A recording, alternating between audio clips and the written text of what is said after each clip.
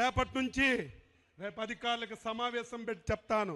రేపటి నుంచి ప్రతి కార్యకర్త ఎస్ఐ దగ్గరికి వెళ్ళినా, ఎంఆర్ఓ దగ్గరికి వెళ్ళినా, ఎండిఓ దగ్గరికి వెళ్ళినా, ఏ ఆఫీస్కి వెళ్ళినా మీరు పసుపు బిల్ల పెట్టుకొని వెళ్ళండి.